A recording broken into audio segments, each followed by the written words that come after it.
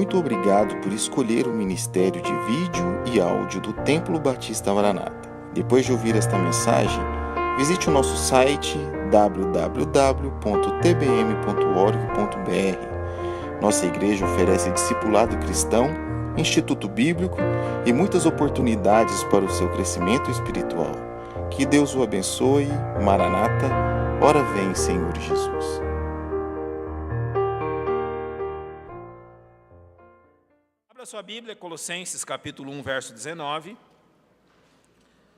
Um verso pequeno em seu tamanho, mas tremendo em sua profundidade, naquilo que tem a nos dizer. Colossenses capítulo 1, verso 19. Coloque-se em pé se você encontrou esse texto, e pode colocar-se. Nós vamos, em reverência à palavra do Senhor, colocar-nos em pé e, depois da leitura desse texto, esse único versículo, ainda de pé nós vamos orar.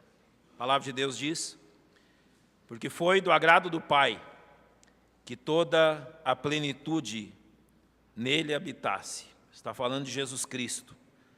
Então foi do agrado do Pai que toda a plenitude habitasse em Jesus Cristo. Obrigado, Senhor, pela bênção deste tempo na Tua casa. O Senhor tem nos abençoado através dos hinos cantados e daquilo que fizemos até agora. Teu Espírito Santo tem nos ajudado a orarmos, a intercedermos, a agradecermos, e agora confiamos também, nos ajuda enquanto estudamos a Tua palavra. Abençoa, Pai, para que aqueles que já conhecem a Jesus Cristo sejam edificados e fortalecidos. Se porventura há entre nós aqueles que ainda não têm a salvação em Cristo, possam ser convencidos pela Tua palavra e pelo Teu Espírito nesta noite.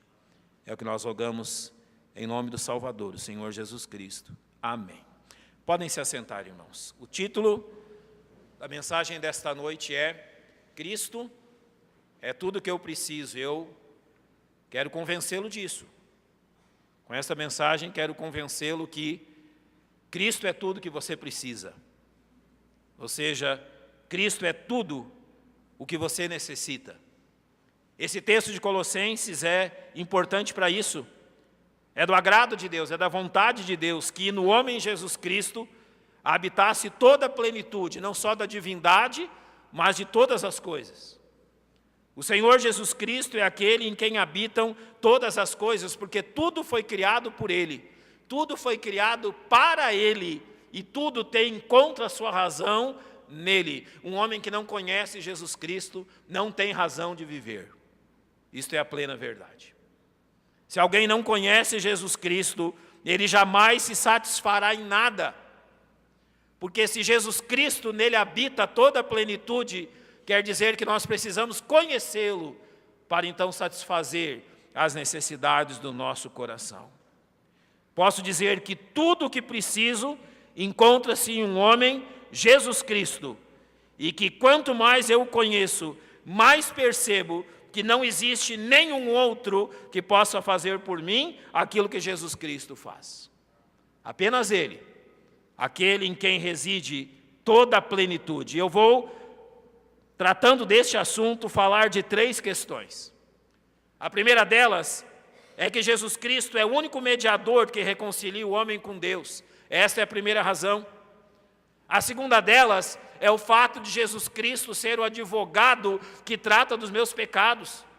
E a terceira, o fato de Jesus Cristo ser o sumo sacerdote que me fortalece em minhas fraquezas. Cristo é tudo o que eu preciso, porque todas as minhas questões encontram resposta nele. Vamos começar pela primeira. Jesus Cristo é o único mediador que reconcilia o homem pecador com Deus. E isso está muito bem estabelecido em 1 Timóteo capítulo 1, verso 5. Porque há um só Deus e um só mediador entre Deus e os homens, Jesus Cristo, homem. Irmãos, todos nós nascemos com a necessidade de nos encontrarmos com o nosso Deus.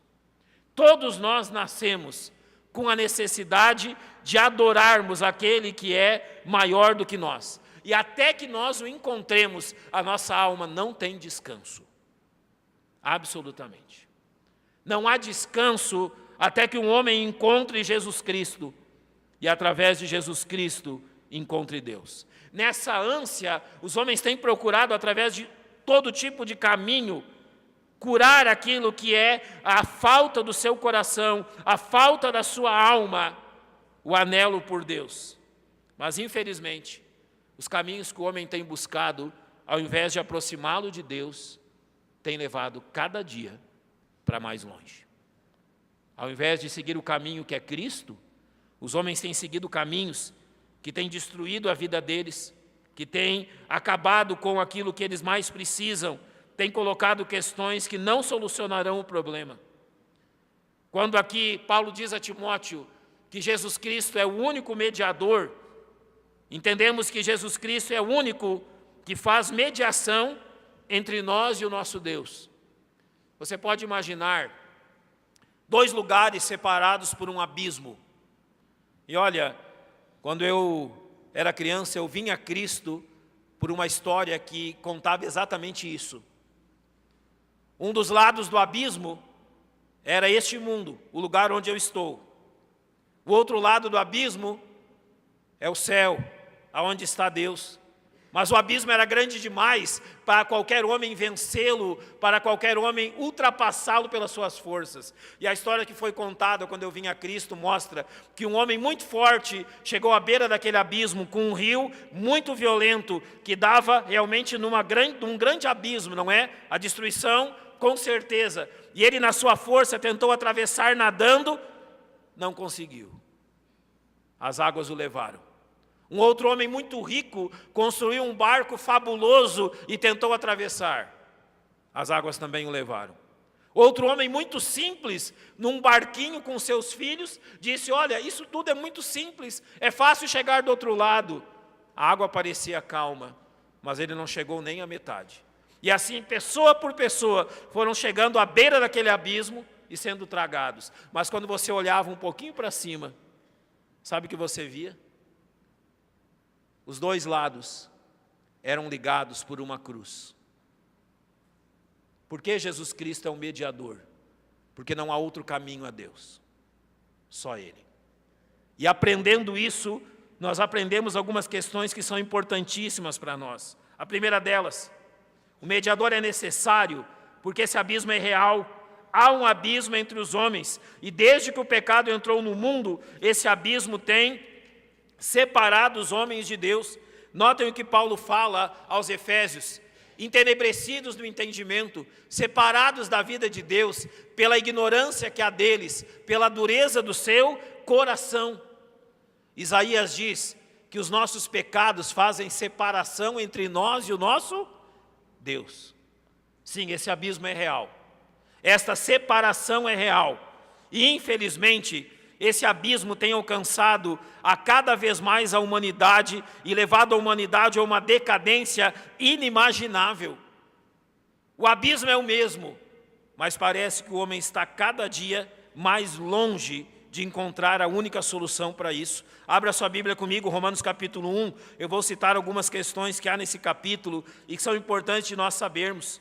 Observe, dos versos 21 a 23, que diz assim: porquanto, tendo conhecido a Deus, não o glorificaram como Deus, nem lhe deram graças. Antes, em seus discursos se desvaneceram, e o seu coração insensato se obscureceu. Dizendo-se sábios, tornaram-se loucos, e mudaram a glória do Deus incorruptível, em semelhança da imagem de homem corruptível, de aves, quadrúpedes e répteis. Então o verso 24 diz: por isso também Deus os entregou às concupiscências de seus corações. Você já prestou atenção nessa expressão? Deus os entregou.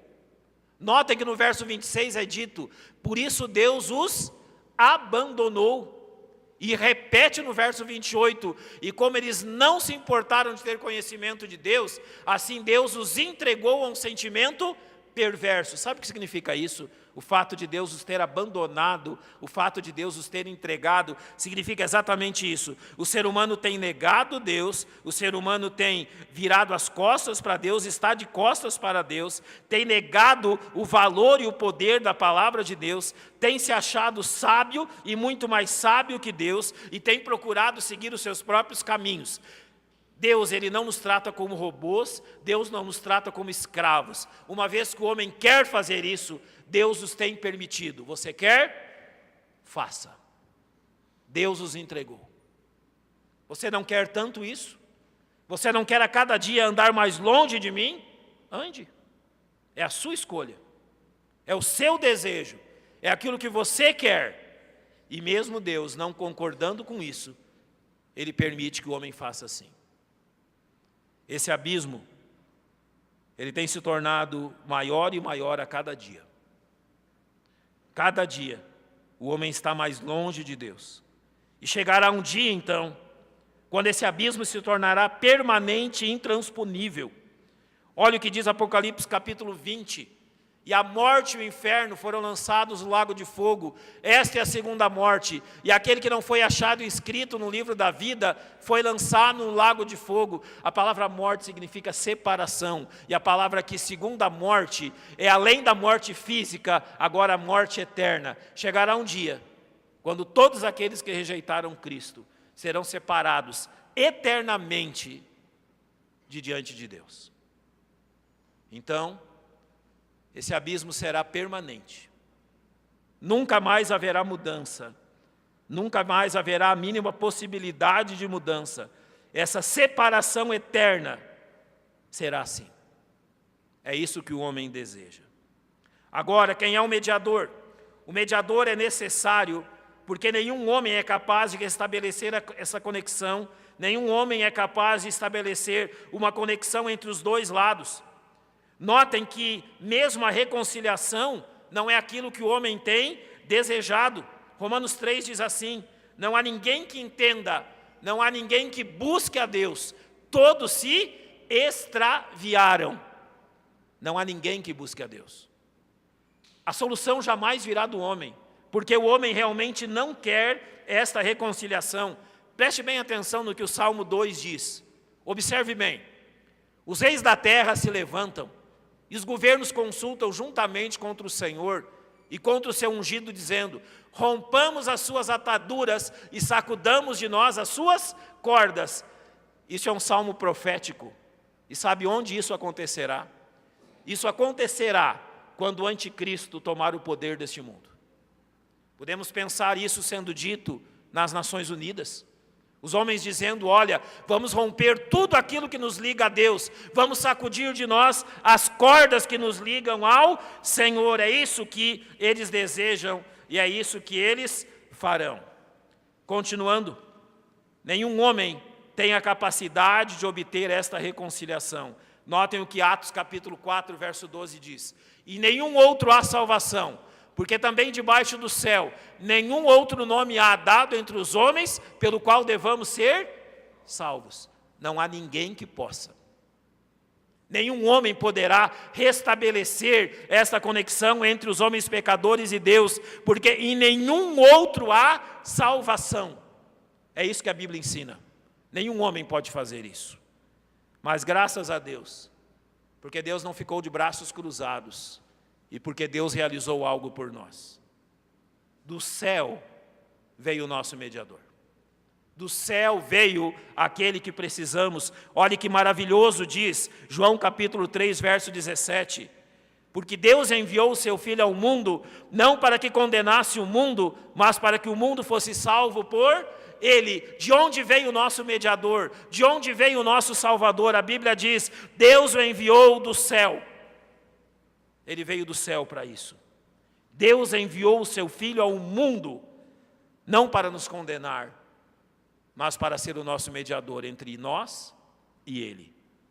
1 Pedro 3,18 mostra como Ele resolveu esta separação, porque também Cristo padeceu uma vez pelos pecados, o justo pelos injustos. Para quê? Para levar-nos a Deus. Esta era a missão dele. Jesus Cristo veio a este mundo para levar-nos a Deus, para ser o mediador entre nós e o nosso Deus. E olhe como é maravilhoso aquilo que 2 Coríntios 5, versos 18 e 19 dizem. E tudo isso provém de Deus, que nos reconciliou consigo mesmo por Jesus Cristo. Isto é, preste atenção, Deus estava em Cristo, reconciliando consigo o mundo, não lhe imputando os seus pecados. O que Deus estava fazendo em Cristo, colocando-nos numa posição onde pudéssemos ser salvos. De costas para Ele, nós jamais seríamos. Mas na cruz, não foi que o homem virou de frente para Deus, foi que Deus, graciosamente, se colocou de frente com o homem. Então nós recebemos o convite que o Evangelho nos faz. João 5,24 diz: na verdade vos digo, que quem ouve a minha palavra e crê naquele que me enviou tem a vida eterna. Não entrará em condenação, mas passou do quê? Da morte para a vida, de um lado para o outro. E olha o que Colossenses nos diz, que Ele, Jesus Cristo, nos tirou da potestade das trevas e nos transportou para o reino do Filho do seu amor. Foi isso que Deus fez. Nos tirou das trevas e nos levou a Cristo. Lembra do abismo? Lembra da perdição? A cruz dele é um caminho seguro. A cruz dele é um caminho que com toda certeza nos conduz a Deus. Agora observe qual é o grande preço de rejeitar isso. João 14,6 diz: eu sou o caminho, a verdade e a vida. Ninguém vem ao Pai senão por mim. Amigo, não há um outro mediador. Não há outra ponte. Não há outro caminho. Não há outra maneira. Só Jesus Cristo é o nosso único e suficiente Salvador. Não há ninguém mais que possa fazer isso. Uma vez que tenhamos chegado a Deus por meio de Jesus Cristo, nós entendemos que Jesus Cristo é tudo o que precisamos para chegar a Deus. E uma vez que chegamos, nós precisamos aprender mais uma verdade sobre Ele. Uma vez que você já passou pela ponte da cruz, uma vez que você já serviu-se do mediador entre você e Deus, agora Jesus Cristo apresenta mais um fato sobre Ele. Ele é o advogado que restaura a comunhão quebrada pelo pecado. Eu tenho que iniciar dizendo o seguinte: mesmo sendo levados a Deus por Jesus Cristo, nenhum de nós pode cometer o erro de considerar que, porque estamos salvos, a partir de agora, então, o pecado já não é um problema na nossa vida. É. O pecado cometido por um incrédulo tem a mesma ofensa de um pecado cometido por um crente. Não é porque agora eu sou um salvo que eu não tenho mais dificuldades com isso. Muito pelo contrário.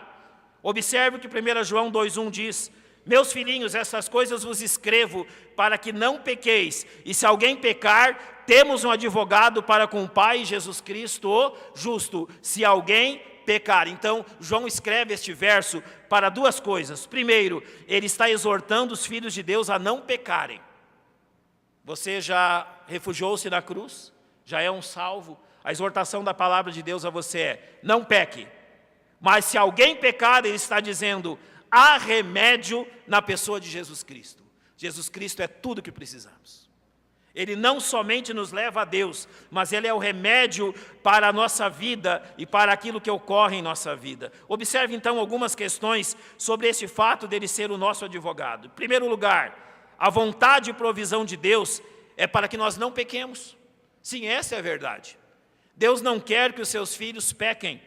E por isso, então, João escreveu: meus filhinhos, essas coisas vos escrevo para que não pequeis. E observe uma coisa: todo crente, todo aquele que é salvo, ele não poderá viver no hábito do pecado.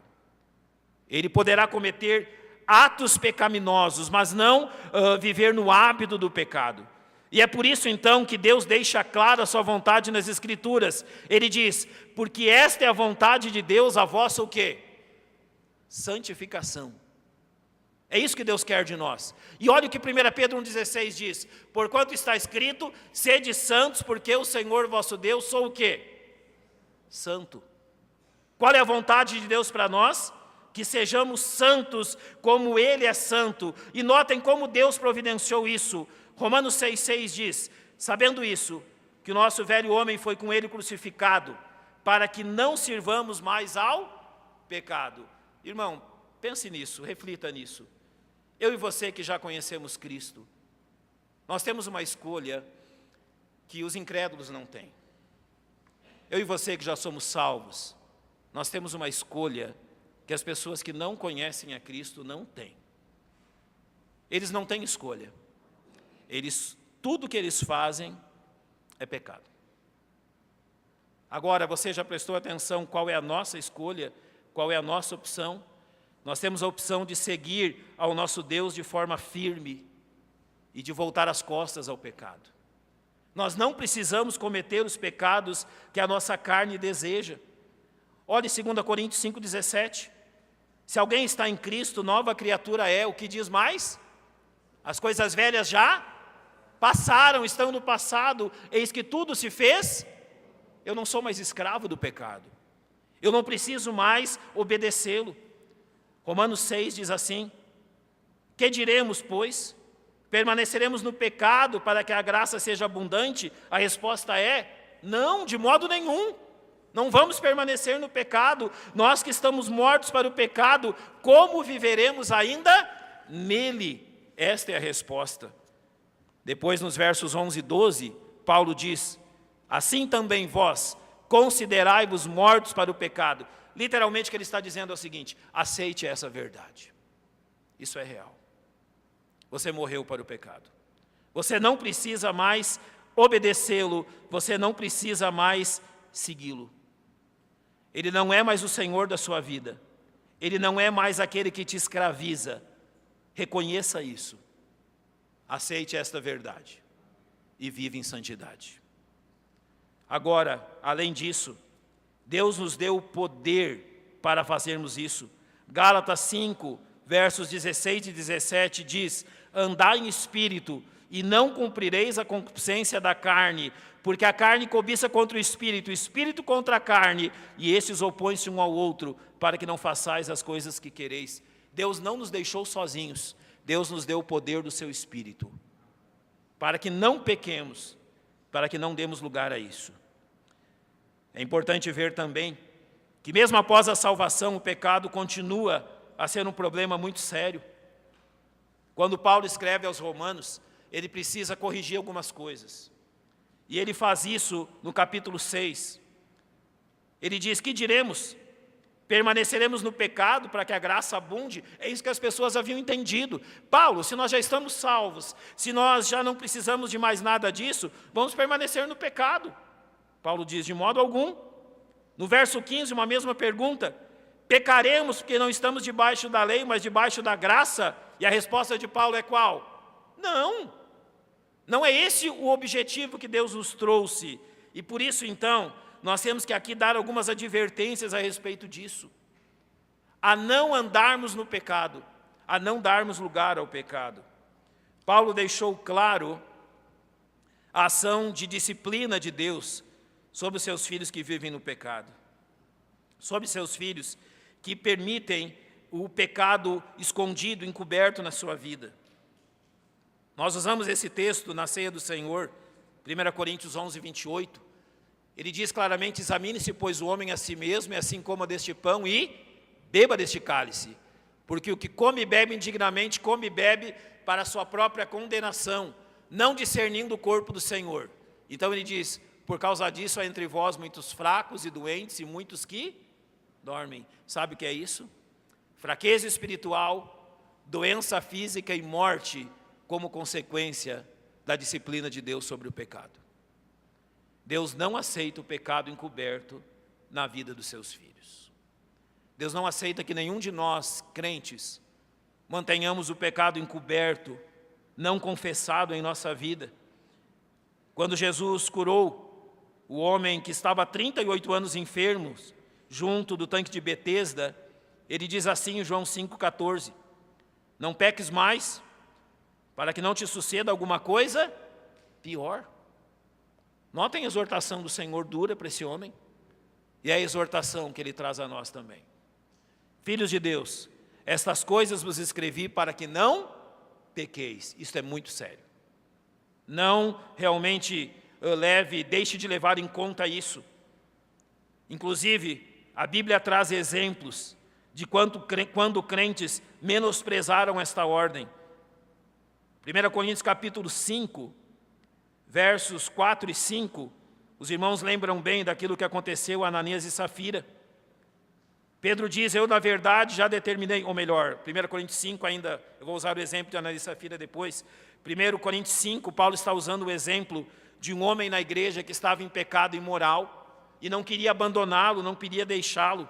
E ele diz assim, eu na verdade já determinei, em nome de nosso Senhor Jesus Cristo, seja este entregue a Satanás para a destruição da carne, para que o Espírito seja salvo no dia do Senhor Jesus. Isso aconteceu com quem? Com um membro da igreja em Corinto. Observe bem o que Paulo disse sobre ele. Na igreja em Jerusalém, agora sim, Atos 5, fala assim, e Ananias, ouvindo essas palavras, caiu e expirou. Por que é que entre vós, Pedro perguntou, vos concertastes para tentar o Espírito do Senhor? Foi o que Pedro perguntou a Safira. Eis aí a porta aos pés dos que sepultaram o teu marido, e também te levarão a ti. E entrando os moços, acharam-na morta. Você já pensou se isso acontecesse hoje? Se Deus tratasse assim? Deus é misericordioso, mas Ele não aceita o pecado encoberto na nossa vida. E para tratar do pecado encoberto, há plena provisão em Jesus Cristo. João diz, e se alguém pecar, temos um advogado para com o Pai, Jesus Cristo justo. Notem, ele diz, se alguém pecar, ele está reconhecendo isso, reconhecendo que o pecado é uma realidade. No capítulo 1, verso 8, ele diz, se dissermos que não temos pecado, ou seja, que não possuímos uma natureza pecaminosa, que não somos pecadores, nós mentimos para quem? Para nós mesmos. Dizer, olha, eu não peco, eu não sou pecador, é mentir para você mesmo. Qual é o lucro disso? Observe o verso 10, se dissermos que não pecamos, ou seja, que não cometemos atos pecaminosos, nós estamos dizendo que Deus é mentiroso, porque Deus está dizendo isso de nós. Então não há como encobrirmos essa realidade, é esta a questão. Agora, o desastre disso é quando nós tentamos encobrir os nossos atos pecaminosos. Provérbios 28, 13 diz, o que encobre as suas transgressões, jamais prosperará. Nunca. Não tem forma. Você lembra-se de Davi? O Salmo 32 diz dele, quando eu guardei silêncio, ou seja, quando eu encobri o meu pecado, envelheceram os meus ossos pelo meu bramido todo dia, porque de dia e de noite a tua mão pesava sobre mim, o meu humor se tornou em sequidão de estio. Este é o desastre. Encobrir os nossos atos pecaminosos. Mas o que a Bíblia nos manda, 1 João 1,9, se confessarmos os nossos pecados, Ele é fiel e justo para nos perdoar os pecados e nos purificar de toda injustiça, ou seja, há provisão em Jesus Cristo para todos os nossos pecados. E Provérbios 28, 13 completa, mas o que as confessa e deixa alcançará misericórdia, ou seja, nós encontramos em Jesus Cristo solução, porque diz que se confessarmos os nossos pecados, Ele é fiel e justo para nos perdoar os pecados, para nos purificar de toda injustiça. Então Jesus Cristo é o único a quem devo recorrer diante dos meus pecados. Não há outro que possa fazer isso por mim. Você tem medo dos seus pecados? Faz bem. Você tem medo de levá-los a Deus? Faz mal. Você tem um advogado diante de Deus. Não precisa temer. A melhor pessoa para tratar dos seus pecados é Jesus Cristo. Ele é o advogado junto a Deus para tratar dos pecados dos salvos, dos filhos de Deus. Quer a melhor notícia? Ele é um advogado de defesa. Sim. Não nos enganemos. Os nossos pecados merecem o inferno. Mas você já pensou o que acontece diante de Deus quando pecamos?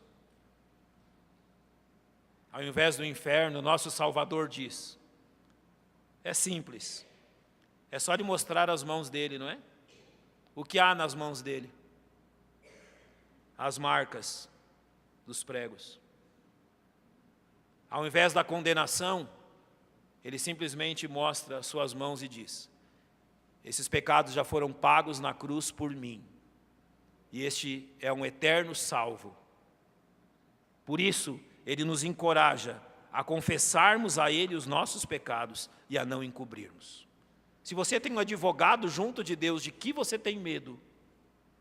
Não há por que termos medo de confessarmos os nossos pecados, não há por que os encobrirmos, não há por que o mantermos em nosso coração. Jesus Cristo é o nosso advogado, não há razão para isso. É muito melhor confessar e abandonar, tendo um advogado de defesa como Cristo, do que mantê-los cativos em nosso coração e sofrermos a consequência disso. Lembre-se bem daquilo que tantas vezes ouvimos: os vossos pecados vos hão de achar. Não é melhor levarmos a Cristo primeiro? Se nós temos um advogado diante de Deus, façamos isso. Jesus Cristo não é somente o nosso mediador, mas é também o nosso advogado de defesa. E para completarmos então, já vimos que Ele é o nosso mediador, capaz de nos levar a Deus. Já vimos que Ele é um perfeito advogado que resolve a questão dos nossos atos pecaminosos. E agora então, para completar, é preciso que vejamos que Ele é um Salvador misericordioso, capaz de nos ajudar em todas as nossas dificuldades e lutas. E quantas vezes na vida nós não ansiamos por isso, por alguém que nos apoie, por alguém que nos anime diante das lutas da vida. Quantas vezes na vida nós não enfrentamos tempos difíceis, tempos árduos, tempos onde precisamos de ajuda e de amparo. Sabe qual é a boa notícia? Cristo é tudo o que você precisa. Sabe por quê? Observe o que diz Hebreus capítulo 5, versos 1 a 3. Porque todo sumo sacerdote tomado entre os homens é constituído a favor dos homens nas coisas concernentes a Deus, para que ofereça dons e sacrifícios pelos pecados, e possa compadecer-se ternamente dos ignorantes e errados, pois também ele mesmo está rodeado de fraqueza, e por esta causa deve ele, tanto pelo povo como também por si mesmo, fazer oferta pelos pecados. Aqui a Bíblia está falando de um sumo sacerdote humano, mas em Hebreus 4,14 nós lemos que temos um grande sumo sacerdote, Jesus Cristo, Filho de Deus, que penetrou os céus, e devemos reter firmemente a nossa confiança. Isso é maravilhoso. Nós temos um sumo sacerdote que nos ajuda em todos os nossos momentos. Eu vou falar primeiro sobre esses sacerdotes do Velho Testamento, e depois eu vou falar sobre Jesus Cristo como nosso grande sumo sacerdote. Todos os sacerdotes do Velho Testamento, eles oficiavam no tabernáculo primeiro e depois no templo. Eles realizavam ali o serviço do Senhor, e todos eles precisavam ser nomeados por Deus. O texto que nós lemos diz: porque todo sumo sacerdote tomado dentre os homens é constituído, ou seja, nomeado por Deus, ou seja, a ordenação deles era feita pelos homens, mas isto por ordem de Deus. Todos eles, diz, são tomados dentre os homens, são representantes de Deus dentre os homens. Todos eles são constituídos a favor dos homens, porque o mesmo texto de Hebreus 5 diz, é constituído a favor dos homens e nas coisas concernentes a Deus, ou seja, ele era separado para o serviço de Deus, para fazer esse serviço de Deus diante dos homens, para oferecer dons e sacrifícios por si mesmos e pelo povo, é o que diz o verso 3. E por essa causa deve ele, tanto pelo povo como por si mesmo, fazer oferta pelo pecado. Esse era o trabalho deles. Eles estavam ali como representantes de Deus diante do povo. Mas observe um fato sobre eles. O verso 2 diz: e possa compadecer-se eternamente dos ignorantes e errados. Sabe qual é uma característica que esses sacerdotes tinham que ter? Simpatia. Você já pensou por quê?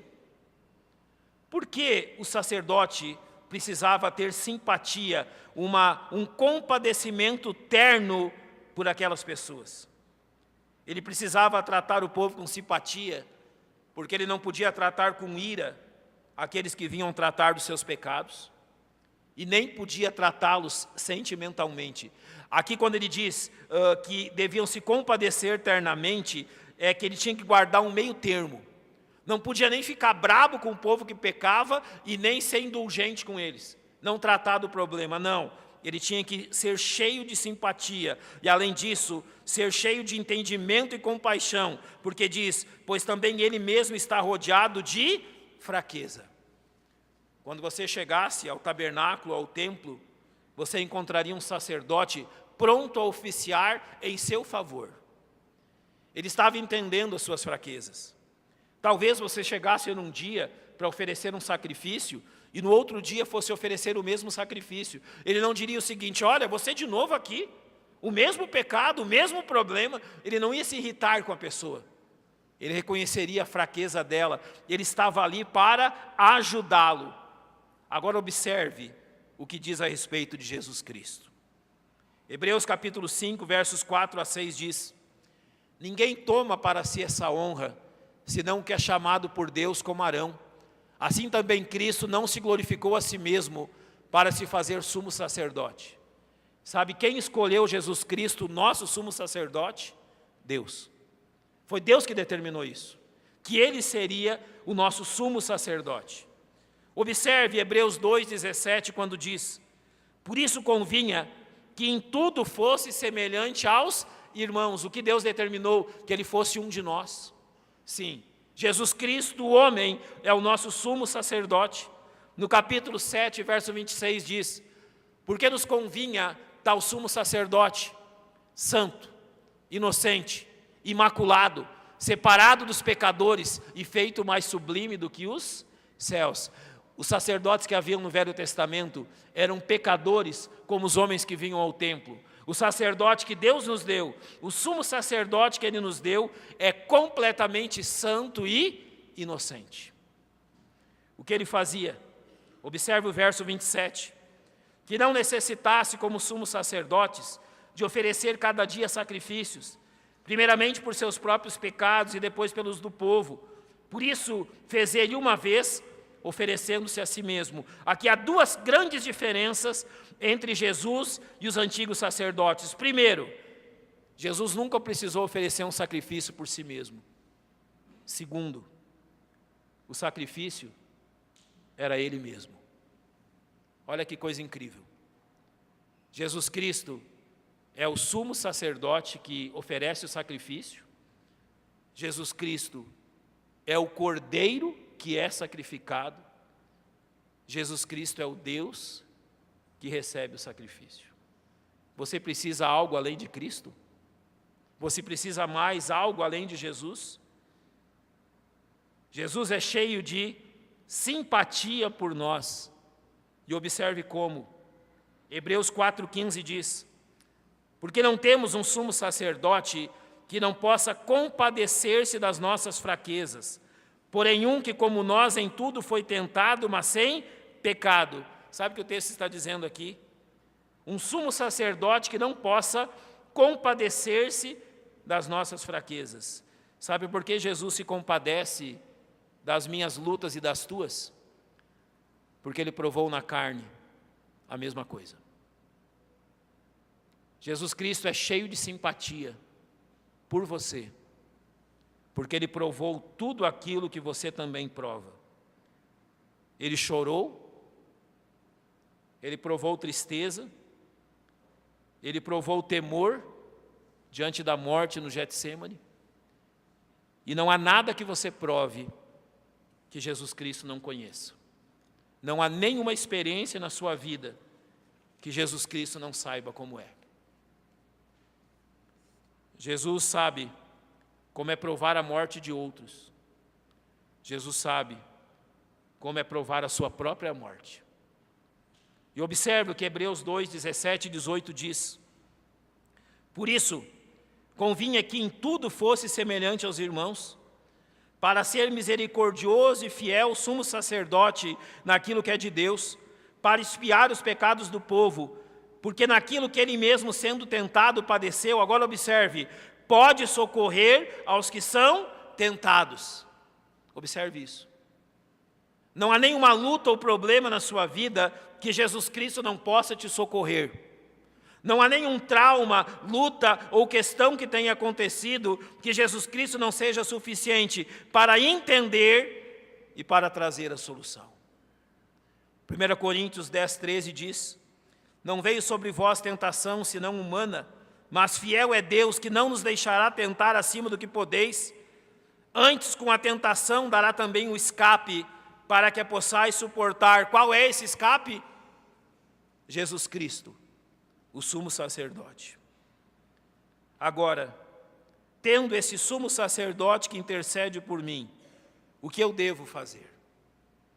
Hebreus 4,16 diz: cheguemos, pois, com confiança ao trono da graça, para que possamos alcançar misericórdia e achar graça, a fim de sermos ajudados em tempo oportuno. O sumo sacerdote é suficiente para te ajudar. Não tenha dúvidas disso. Nenhum de nós precisa abandonar o caminho do Senhor. O sumo sacerdote é suficiente para nos ajudar em tempo oportuno. Em Hebreus 10 diz: e tendo um grande sacerdote sobre a casa de Deus, cheguemos com verdadeiro coração, em inteira certeza de fé, tendo os corações purificados da má consciência e o corpo lavado com água limpa. Cheguemos com verdadeiro coração, em inteira certeza de fé. Venha a Ele na certeza que Ele é capaz de ajudar-te. Não há dúvida alguma disso. Jesus Cristo é o grande sumo sacerdote, aquele que diante das fraquezas e lutas da vida nós podemos confiar. Dito isto, eu quero completar dizendo: quantos de nós andamos nesse mundo em decepções? Quantas pessoas eu conheço que vivem tentando se agarrar a coisas sem valor, temporais, questões que não são capazes de resolver as verdadeiras necessidades da sua vida. Sabe qual é a resposta de Deus?